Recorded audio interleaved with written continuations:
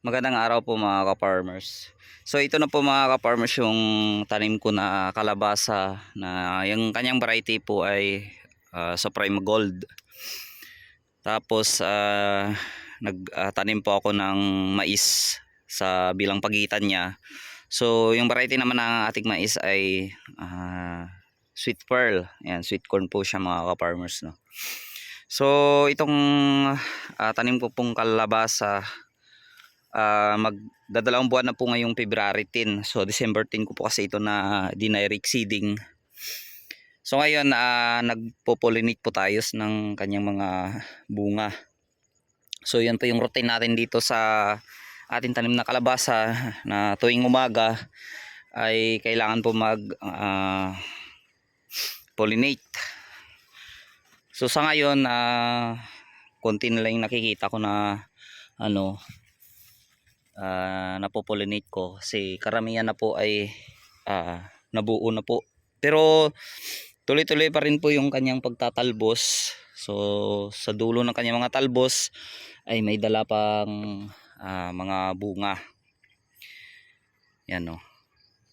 So bali first time ko mga ka-farmers magtanim ng kalabasa na may kasamang sweet corn. So nakikita ko lang din po kasi yung idea na to sa mga kapwa ko magtatanim ng mga gulay, kaya tinry ko rin.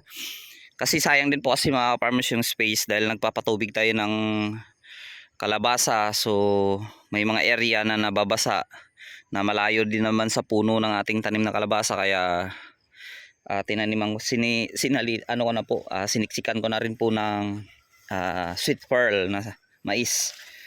So sayang din yung area, yan. So yan, ganyan na po mga ka-farmers yung kalalaki ng mga bunga niya, yan, no. So meron namang iba na nauna pang naipollinate at nabuo na kagad. So malalaki na po talaga yung iba niyang bunga. Yan, ito. Yan siya, oh. So medyo parami-rami na rin yung mga bunga niya mga ka-farmers, no. So 1, 2, 3. So yung binhi ko po dito ay 100 grams. Yan, oh. Yan na po, ganyan na po kalaki yung ibang mga bunga. 1, 2, 3. So maganda yung kanyang kondisyon. Tapos so dahil bali 2 araw po na magkasunod na umuulan-ulan, no, mahina nga lang pero matagal. So halos buong araw na umulan-ulan ng pakonti-konti. So wala akong karamihan na update po doon sa aking talong. So ilang weeks na wala akong update. So okay naman yung tanim kong talong mga ka-farmers, no. Tuloy pa rin yung alaga, at saka tuloy din po yung pag-harvest. So nagiging busy lang kasi tayo sa mga ibang araw, kaya hindi na tayo nakakapag-vlog ng maayos. So yun naman yung tanim kong sweet pearl at saka sweet purple na na po yan. So hindi yan magkasabay. So sinadya ko lang na wag pagsabayin. Yung sweet pearl ay may bunga na, tapos yung sweet purple, so malapit na rin po siyang mamunga. Yung okra ko doon pinabayaan ko na, tapos may mga matandang bunga na, so gagawin na lang mga binhi. So ito naman yung tanim kong munggo. So naharbisan na po ito mga ka-farmers, no. Pero may mga natira pa ring bunga. So rotate na rin ako kahapon dyan. So dahil balak ko magpahabol po ulit ng bagong tanim na kalabasa, at saka magtanim ng panibagong talong, no.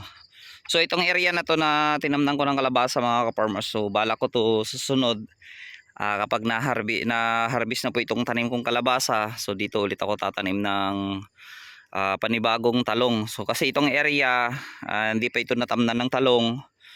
So doon muna yung dati kong area, so iiwan ko na po muna yon at tataniman ulit ng palay para manibago po yung lupa.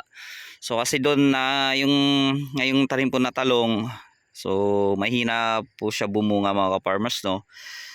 So yung mga abonong gamit ko okay naman, Yara, tsaka may Omega din, pero so hindi tayo pinalad mga ka-farmers sa tanim kong talong doon, mahina po siya bumunga. So malayo po sa estimated ko na kung gaano karami yung pipitasin ko. So dahil po sa loob na po ng 5 taon na puro talong at saka sari-saring gulay na tanim ko, so medyo sabihin natin siguro nag-acidic na rin po yung lupa mga ka-farmers, no.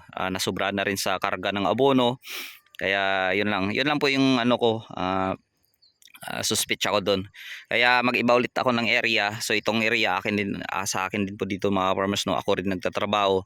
Kaya dito ulit ako magtatanim ng panibagong talong. So depende na lang kung dudugtong ako ng kalabasa, ng ampalaya or sili. So titingnan na natin mga farmers, no.